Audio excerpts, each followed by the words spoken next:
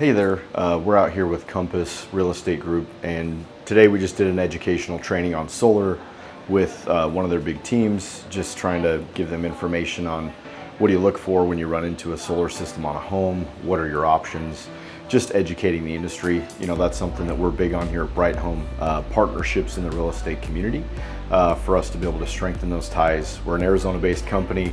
We want to make a positive impact in Arizona, so we're getting the word out about solar to make sure that we can power a better experience for everybody.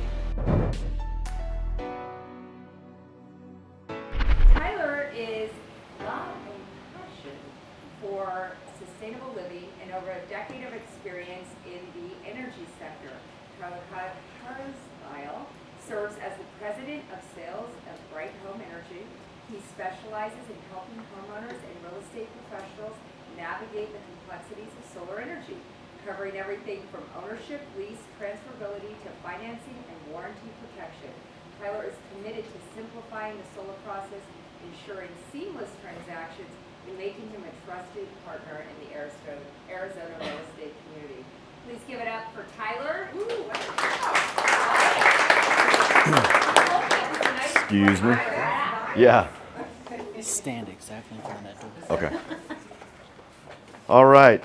Thank you, Amy and team, and as well as Allie over there. AJF's awesome. So I'm Tyler Carlisle, owner of Bright Home Energy, and I just want to start off with, I come in peace. I know real estate, solar, kind of trigger words on both sides, but today I'm here to bridge the gap, bring some peace to both sides, and most importantly, just arm you with the right information. Full transparency, I was a realtor for a short stint over a decade ago, so have a little bit of an understanding of the complexities and things, and then also owning a solar company. My goal today is just to, number one, give you a general overview of the industry. I think it will kind of help you make it make sense that there's actually some more commonalities between the real estate industry and the solar industry. Also, number two, probably the most triggering topic, transferability. What does that look like, depending how they went solar originally? Third, solar is very political. That's one thing that kind of constrains us. The industry is not regulated, quote unquote, but there are some things coming down from Washington in the most recent Big Beautiful Bill that's actually going to make your job and my job harder, not easier. So sorry to bring some bad news, but common warranties, just to give you kind of an overall view of, hey, when I get into a transaction, there is solar present. There's at least a few things that you could probably count on and some places to look to start answering questions, because it's a little bit like a scavenger hunt, especially with solar now. Is the company still in business? There's a lot of moving parts to it. And then lastly, what does happen if the solar company is out of business? And one thing I'm working with Amy and Allie on is what we call like a cheat sheet for you that will be in a digital format. Hopefully in the next week or two have that out to where, hey, I'm running into a solar project. Where do I start with information if the homeowner doesn't know anything, okay? Just the questions to ask, the places to look, and then I'm also going to provide you all with an active list of all the current lenders, leasing companies.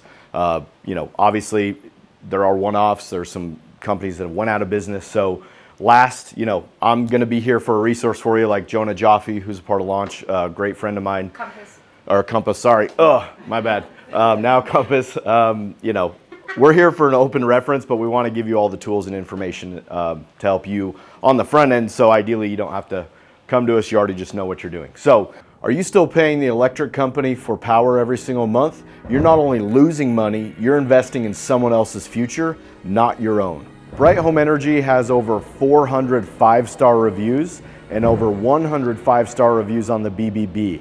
That means real homeowners just like you are already making the switch with quality and peace of mind.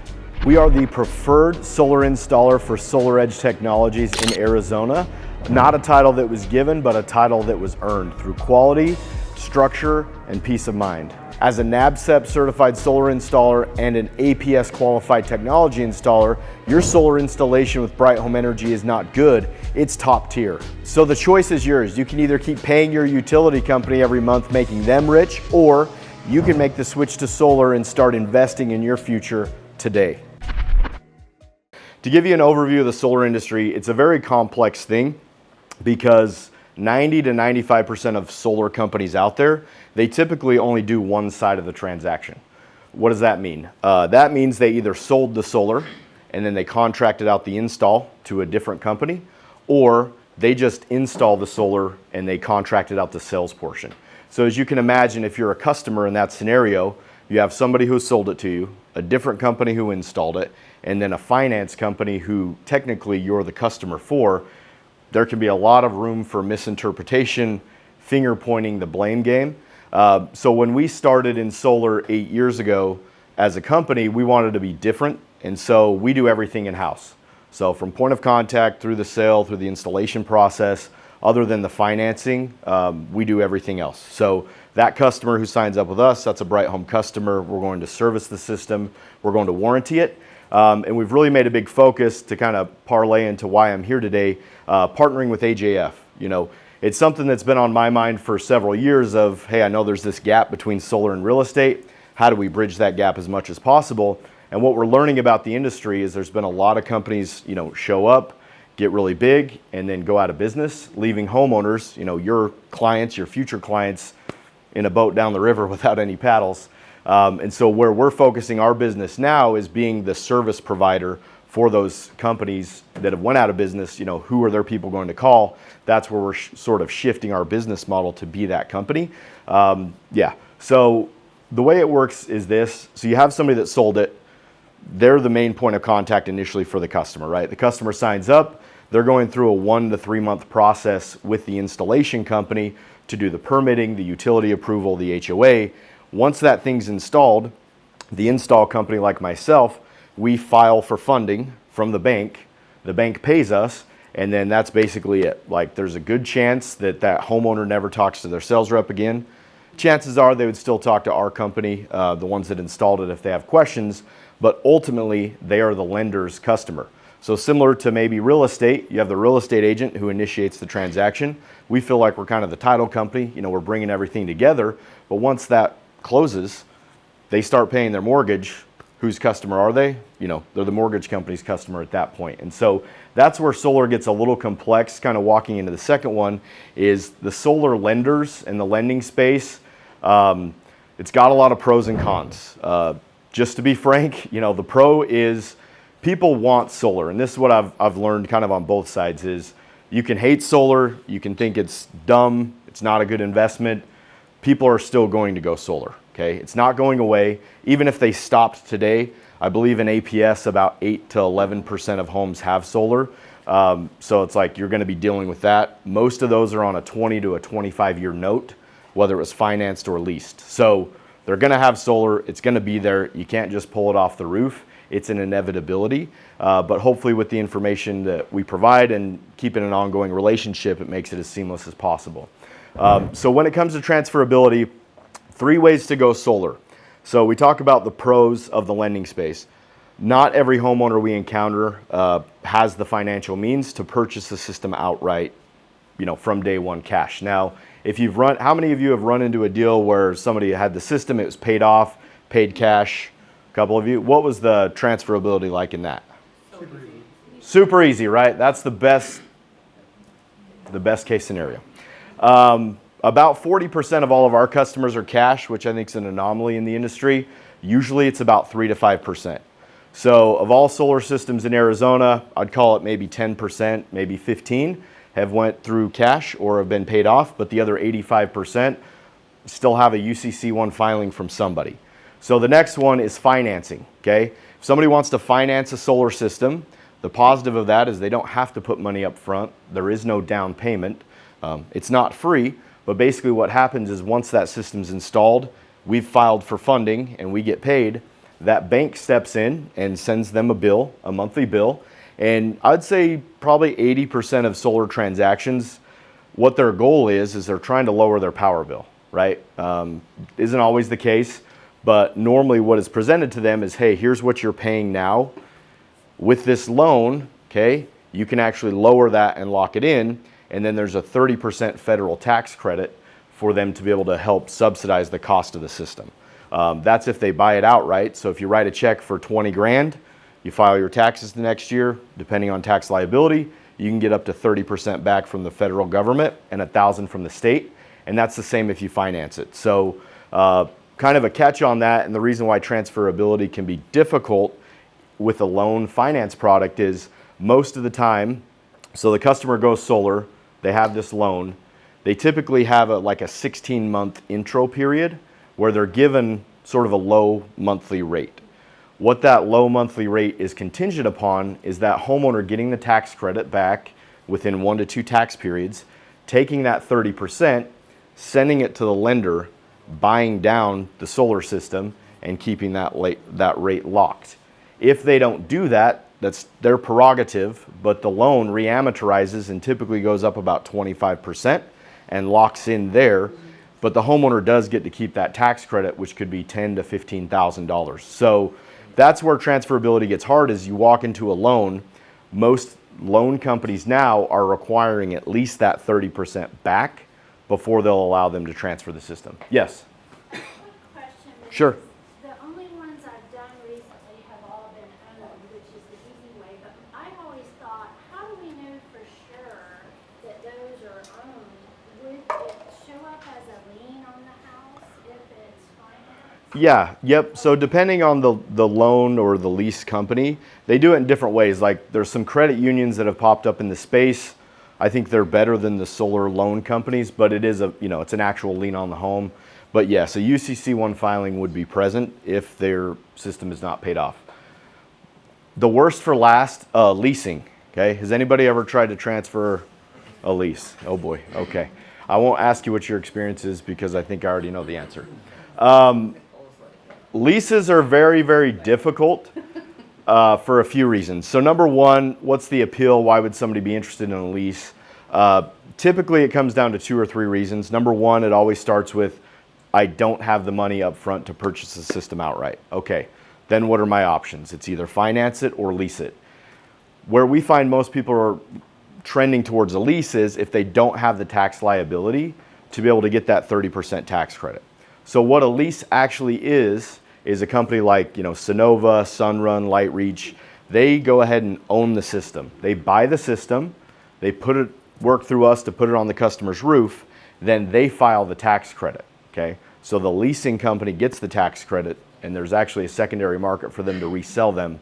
Long story, but leasing companies, there can be good lease situations. I know that might seem hard to fathom. Where we find the biggest problems are this. So number one, leases are typically a 0% escalator up to a 1 to 2% escalator. What does that mean? That means that depending on who sold them the system, they might have a payment, let's call it $200 a month, and it's at a 0% escalator. That means for 25 years, that payment will go up $0, which if you're hedging your bet against the utilities, APS has went up about 40% since COVID. They're set to go up another 14% in January. That's most people's thought is, hey, let me just lock it in now, hedge against the utility. Majority of my power will come from my solar. I know I still will have an APS bill, but it's going to be lower than it would if I just stuck with APS. Where leases get very finicky is when it comes to the escalator. Goes up by 1.9% every single year. It doesn't seem like a lot, but you compound that over 25 years, their bill is going to be double to triple of what it was month one. And that makes it very, very difficult for the next owner to want to say, hey, let me take this over. Also, what we found in the leasing space is the last 2 years has actually been very bad for solar, generally speaking. 2 of the largest finance companies in solar have went out of business, mostly because they just couldn't keep up with demand. They had all these tax credits. They couldn't resell them to make the margins that they need to, so they filed bankruptcy. What does that mean? That means your life just got infinitely harder to transfer certain systems because even you could say, hey, I have this customer, they're through Sonova. Sonova's filing Chapter 11 bankruptcy. Who do I talk to? I would say, I don't know. Yeah, I don't know right now. If it's another company that's still in business, I can get you connected to them. I'm going to get you the cheat sheet. That's where it's just in this really, really weird position that's going to make it even more difficult. Now, to get to the future of solar in Arizona. So here's what's happening with solar in Arizona. The utility companies are increasing their prices, if you haven't noticed. What they're also doing is they're decreasing what they're willing to buy that extra solar power back for. and it leaves a very large gap, okay? So what does that mean? Well, a couple of things. Number one, they're starting to essentially penalize people for going solar with their rates going up and up and up, and then their buyback going down and down and down. Most solar systems moving forward are going to have a battery for their home, which I think is a positive. Some have storage capacity, some do not. I have a battery on my home. It's awesome. It makes solar way better. But what we're finding now, and you're going to start running into this, people went solar 7 years ago. I'm getting more, like I had 7 online inquiries yesterday of people that already had solar that want more panels and want a battery. So what is that potential for? That means they might have one lease that covers the first part of their panels, and they might have a purchased finance to cover the second part of their panels and their battery. How easy do you think that's going to be to sell that home? Yeah, somebody just did a gesture that, yeah, not good. What's also happening in solar is, I'm sure some of you have heard of the big beautiful bill, as it's been called, not getting into politics, but what that did was that killed that 30% tax credit for homeowners, okay? So we anticipate what that means is less and less people are going to purchase solar outright or finance it. What continued on from the big beautiful bill, at least for the next 2.5 years, is those leasing companies are still able to get the tax credits. So what does that say? That says starting January 1, I would give it like 85 to 90% of solar transactions will be leased. Not great news for you or even us. So that's where I think now more than ever it's really important for you all to understand what's going on and for us to hopefully be that resource for you. Solar is ever changing. I mean, I've been in it for a decade and there's still questions that I can't answer because things change all the time. But it is all run by the finance companies. And what I will say though is most every finance company, they do have a transfer team. So typically, you know, the best resource is to be able to figure out, and I can kind of walk you through a home right now, I guess. So when you get to a home, say you're talking with the owner and they just have no clue who, what, where, when. So the first question I would ask, okay, is the system paid off or are you making a payment? Okay, I'm making a payment. Who are you making that payment to every single month? Okay, find that information out. Then you either need to have them find the phone number for that company or you need to use Google and Google that company, okay? That would give you the quickest line of who do I need to talk to, what did they actually sign up for, what are the terms, how can we transfer this thing? Now, if they don't know or can't find that information, which should be pretty hard for them not to find it, or maybe it's paid off, the next thing you want to figure out is what company installed that system and do you have any documentation whatsoever? They should have documentation somewhere, but if they don't, the third option would be you need to walk to the side of the house.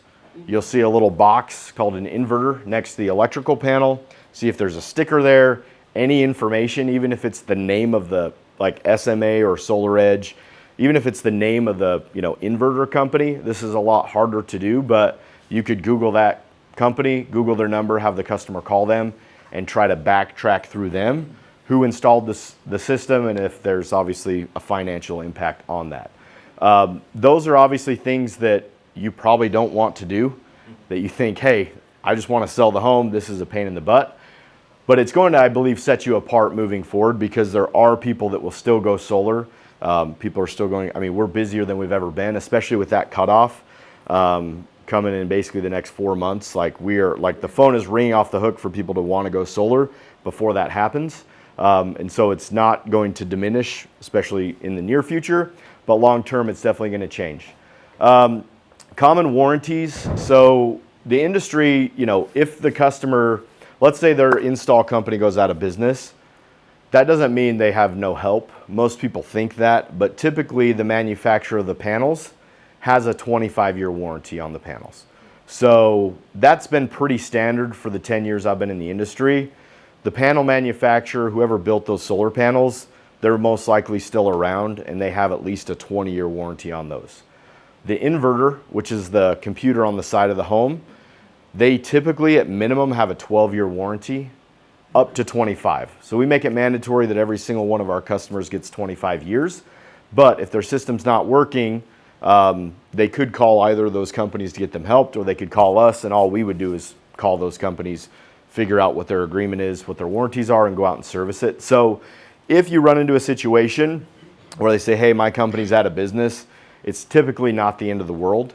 Where we're finding it more difficult is in that space where I said the lender went out of business, because with Sonova, they went out of business and they're filing Chapter 11 bankruptcy, and we don't know what the end result's going to be. So that one's a little more complex, but if they said, hey, my solar installer went out of business, there's still typically resources to get them help. Yes? What about warranties from APS?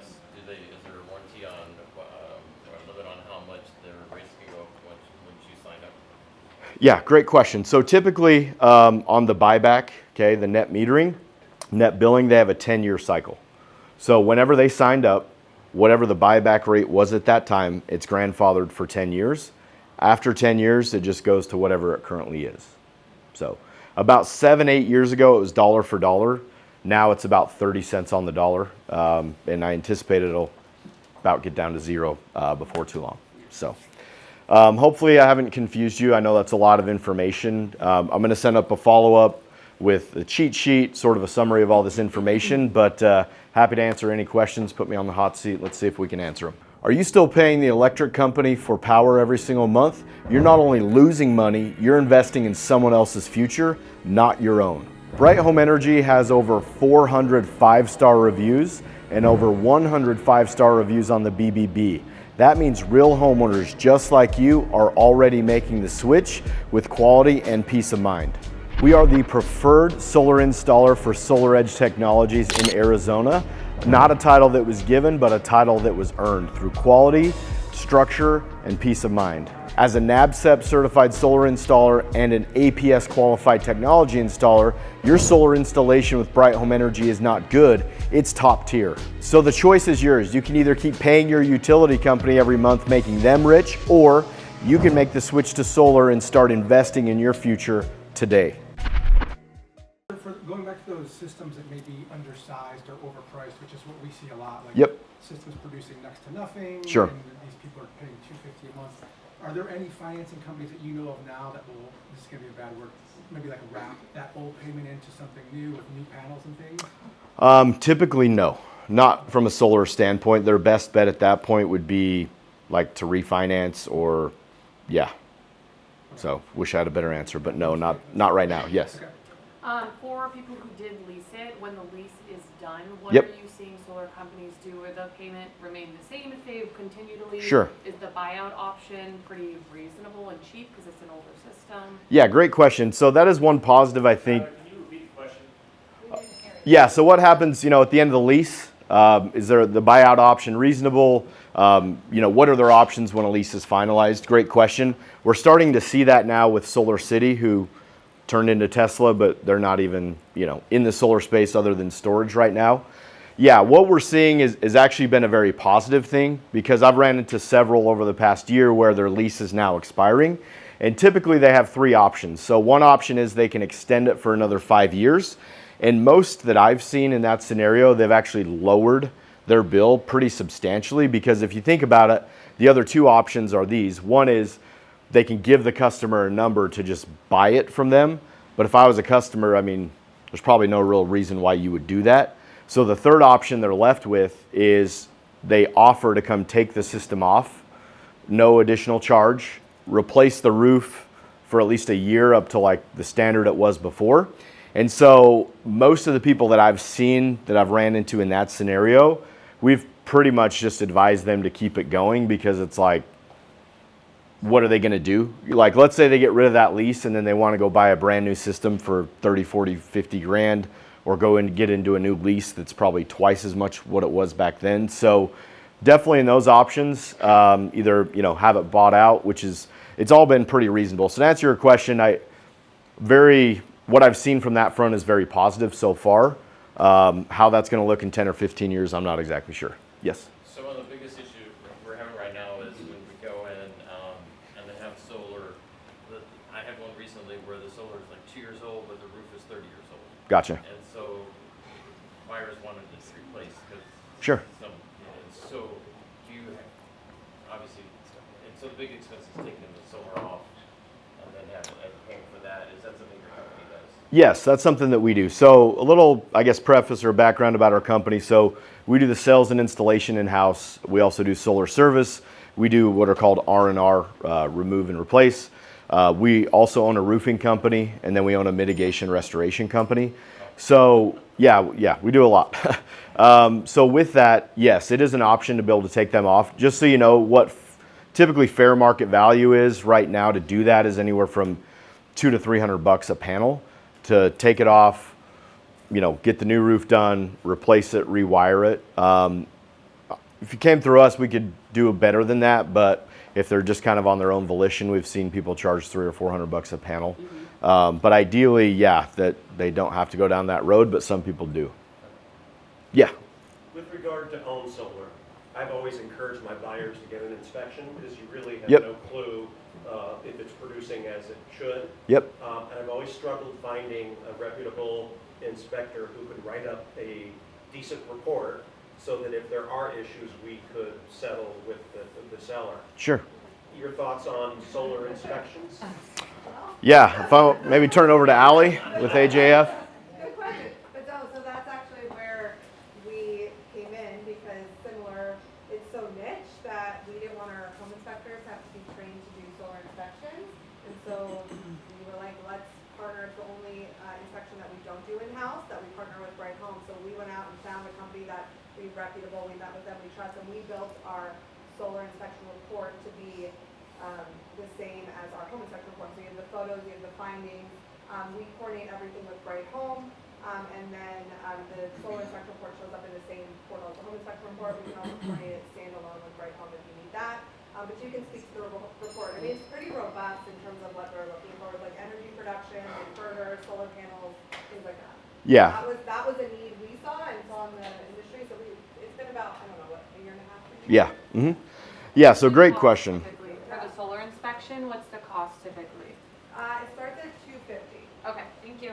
Pretty standard unless it's like a larger home. I think that roughly 3,500, 4,000 square feet. Yep. Yeah, so great question. That's definitely something that is important in the transaction because even if you can transfer it, what you said is spot on. Like, hey, what do they actually have? How is it working? Is it not working? Who are they going to have points of contact for? You can ask for that production report too. Say what? The production report, you can ask for that. Yeah. Mm-hmm. And not, people don't know that. Yeah. No, exactly. Yeah, and that's the thing is who knows if the current customer has that information Right. or if they can even get a hold of it. So somebody like us can go out there, do the inspection, figure that out, get it back to you. And it's just more power for you. So I'd certainly encourage if you run into those, definitely get a solar inspection report. Of course, I'm biased, but it is great information that could save your customer thousands and thousands and thousands of dollars. A testimonial there, I had that scenario. It was an older system. We found a third of the panels were not producing. Okay. We negotiated a $15,000 credit Whoa. on an owned system. So, All right. easy to justify the $250. Yep.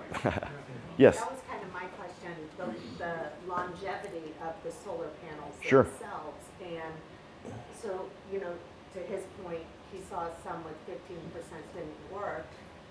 After 20 years, when, the life of those panels, how do you determine the value of it? I mean, you guys just come out and do an inspection like that, and I don't know, I guess I'm just confused. No, great question. I think I understand what you're saying. So to give you a little bit of a background, most solar manufacturers for solar panels, they'll typically do a production warranty. Everyone that I know of, at least the last 5 or 6 years, have a guarantee that, hey, by year 25, these panels should be producing X of percentage. So most of them right now are about 85 to 90%. I would say if you're running into a system 10 to 15 years old, they're probably closer to 75, 80%. So will the panels degrade? Yes. The panels, by and large, we have very few issues with them. So in 8 years of installing, I could probably count on 2 hands like how many times we had to go to a house that it was the actual solar panels. 98% of the time, it's the wiring and it's the inverter on the side of the home. That's where, going back to it, is like you want to make sure that they went with a reputable company, because if it's year 13 and they had a 12-year warranty, now they're gonna have to spend $2,000 to put in a brand new inverter, whereas with all of our customers, we just slap 25 years on everything just because you never know what's going to happen, and it's going to save them thousands and thousands of dollars. Second, there are some third-party websites, if you're talking about value, that I can put on that cheat sheet to where you can actually go to it after the solar inspection report, put in the information of like what's it producing, what kind of panels are they, what's the inverter, what year was it, and it can give you sort of a fair third-party value of what that would be. Are there differences in the quality of the panels that you found being in your industry? Yes. Most, if it's leased or financed, though, to give you a little bit of peace of mind, is they have to be at least tier 1 panels. So the financing companies, lender leasing companies, they have a list of panels that are approved by them. So it's not like, hey, we can just go down to wherever, slap any old panel on there and this leasing company is going to lease it. I would say, to be fair to the leasing companies, we can bash on them all day. They do have a standard operating procedure where, hey, we're only going to accept this equipment because it is their system, they do own it, and chances are if the customer stops paying the bill, that's going to impact them the most, and so they're very motivated to make sure that that system works. Yeah. And you'd be a resource if we wanted to call you on, hey, these are the panels, Correct. right? Yep. Hopefully it'll all be answered on the cheat sheet, but yeah, I have a bunch of business cards. My information's up here. Specific situation. Yeah. Yes, in the back. Going back to leasing, we find in a lot of negotiations that the buyer wants the seller to pay off the lease amount. But that doesn't cover who actually owns the panels and what happens to the maintenance and everything after the fact for that homeowner. So you have some information like that. Yeah. So if in the transfer, just make sure I'm hearing you right. If one of the parties says, hey, I want you to pay this off before I take over the home, what happens with the warranties? And that's just for the lease, because it's obviously going to be a little different than the home actually. Yeah, correct. So with the lease, the warranties, from my understanding, would still continue because you have about, like, the leasing company doesn't hold any warranties except for maybe certain production. You know, when it comes to the panels and the inverter, the leasing company didn't manufacture that equipment. They're just the one in there to finance it. And so the homeowner would still have, you know, the warranties from the panels, the warranties from the inverter. Everything should still be covered from that front, but they might lose one or two from the leasing company as far as like a extra backup. But yeah, if they own the system, those other warranties are still going to be intact. Did that answer your question? Well, but you don't technically own the system that you're leasing. Is that, Well, if you pay it off, then they would transfer that to you. we've found some results that that's not the case. Yeah, no, I've actually recently ran into that too. So that's something I'm trying to dive into because I had a real estate agent from EXP, Ben Marquez, call me. He's like, hey, I'm trying to buy this investment property. I'm offering to pay it off, but they said that they still wouldn't remove that UCC1 till the end of the term. So that's something that I'm trying to get answers on. Unfortunately, it was from the company that's filing Chapter 11 bankruptcy, so they're not returning my calls right now. But great question. I hope to have an answer for you on that. It Yes. sounds like this is the time to do a Powerball, especially with the credit going up and then with the rates going down. So, Yes. how much or what does a Powerball cost? Yeah, great question. So what we're seeing, we've started some talks with builders like Taylor Morrison, Pulte, Weekly, Camelot Homes, where we're seeing a big need for energy, right? So you say, okay, the thought behind that the last 15 years has been solar, solar, solar. What we're actually seeing an uptick in is actually battery only for a home, no solar panels. What are the pros and cons? The pros, Powerwall 3, it's going to give them whole home backup. Right now, Arizona has one of the most stable grids in the United States, but in 5 to 10 years with the chip plant coming in, AI, data centers, it's probably not going to be that way forever. So if you're living in SRP, APS, TEP, what these utility companies are actually doing is they're piloting programs where it's called a virtual power plant. So instead of them having to go spend more and more money to produce more power, what they're incentivizing people to do is put a battery on their home, and during certain times throughout the year, that utility company will actually buy that power from their battery from them, where they could make anywhere from $500 to $800 a year just by selling that power back to the utility company. It also provides them home backup if the power goes out. Their home's going to have backup for as long as that battery was stored. But the idea behind the battery is the way APS and SRP work now is there's on peak and off peak. Off-peak times, you have cheaper power. On-peak times, it's 2 or 3 times the price. So what the customer would do is they would have their battery or 2 on their home. They would charge it up during off-peak, and then from 4 to 7 in APS, they're going to pull from their battery instead of from APS. So, and to give you every home's different, but another advantage of the battery is it can give them similar, if not better, savings than solar. And it's typically like to add a Powerwall 3, 10 to 12 grand. They could get 2 for 20. Right now, they still get the 30% tax credit on that. But even worst case scenario, that could be half as expensive as solar. And it's just a lot easier, to transfer in that scenario instead of $50,000, $60,000. And all batteries are typically owned. There isn't a lease right now for battery only. So, great question. And the life of that is how long? So the life of batteries, they're given a 10-year warranty right now, but there is that production that by year 10, it still should be working at 80% efficiency. So batteries are still a little TBD, but at least a 10-year warranty on batteries. Have you heard of any leasing companies that are actually removing old systems off the roof? I have not. So, I mean, if it's a 20-year-old system, there's no resale value for that. Correct. So if we have a client that assumes a lease at the end, the company's out of business, like, what if they want it removed? Then that's their expense if you can't track down. Yeah. Would it be Correct. the leasing company's responsibility? Sorry, yeah, I misinterpreted your question at first. So they are if it's at the end of the lease term. Okay. Right now, you only see that from mostly Solar City.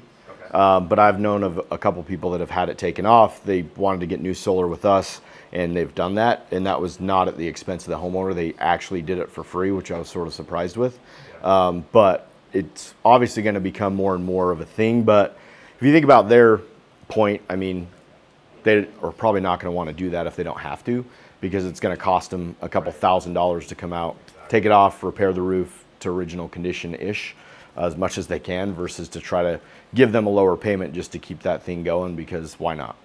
When you guys, like, we would refer you to a client that's looking for solar. Sure. And you come out, you do the evaluation analysis. What is your requirement as a company on age of the roof? Or what's your certification process Sure. for that roof before you put on, 30, 40 pounds? Yeah, great question. So one thing we've stepped into recently is, as you can see up here, so we applied with APS to become a qualified technology installer, which means they've vetted us. We're not partners, they're not endorsing us, but there's a certain curriculum that we had to go through, a vetting process, same with SRP, and there's certain industry standards that they want us to look for. So one of it being the roof. Typically the way we operate is we're putting a 20-year roof warranty on that home. So we are insanely incentivized to say, hey, I don't ever want to have to come back and try to fix your roof. Let's make sure it's good from the beginning. Normally what we're looking for is at least a 5-year lifespan remaining to feel comfortable putting that 20-year warranty on there. We're so confident with how we flash and seal. Leaks, do they happen? Sure, but very minimally. If it's under the 5 years, we're typically encouraging somebody to get a new roof, because if they know they're going to get a new roof and they want to do solar, I understand it probably seems less ideal to bite the bullet on both right now, but it's going to save them money down the road. Another thing we've done too is that, let's say they decide to go solar, 5 years they call us, they're our customer. If they use our roofing company, we'll actually cover the cost of the remove and replace of the panels to help make that a better transition for them. But still, ideally is just to do it up front, then they don't have to worry about it. Then your roof and the solar system are the same age, so that in 5, 7, 10 years, you're not running into an unexpected expense or something that is just going to happen. Are you guys licensed, bonded, and do you have a GC's license? Yeah, Okay. yep. Mm-hmm. Okay. Awesome. This might be more of a question for what agents are seeing, but as far as solar and appraisals, has anyone seen any issues, pros, like zero value, even if paid off? Even if paid off. Zero. Yeah. Have you run into that? Any negative value if it's a loan? Sometimes. No, I haven't seen negative, I've just seen zero, Okay. Yeah, I mean, which is pretty negative. yeah, that's true.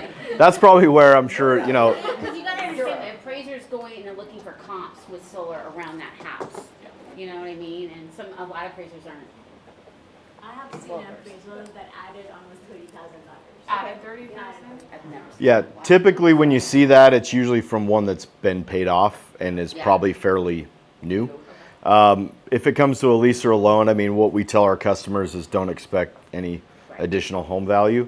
If they are buying it, like 40% of our clientele do pay cash. And so there is a little bit there. The most I've seen is about 3% of the home value. There's some articles saying that nationwide that's what it is, but it's really an interpretation because it's like anything's only worth what, somebody's going to put a label to it, the inspector, the buyer, all that. So yeah, it's hard. We don't preach like, hey, this is going to add tons of value to your home, but I'm telling you, there's plenty of solar companies that do, which obviously sets up false expectations. Would you offer any type of paid consultation if we had somebody that had a system that was looking to upgrade or at least have an education on what they have versus what maybe they could upgrade to? Yeah, no, we do consultations like that at no cost. Okay. If it's an actual inspection and I have to send my crew out there, then, I'm going to have to pay for that. But consultation of like, hey, here's kind of what I'm seeing, what are my options, that's completely free. Yep. Tyler, thank you very much. Yeah, thank you all. I'll leave a stack of business cards. Just leave a stack. I'll leave a stack of business cards.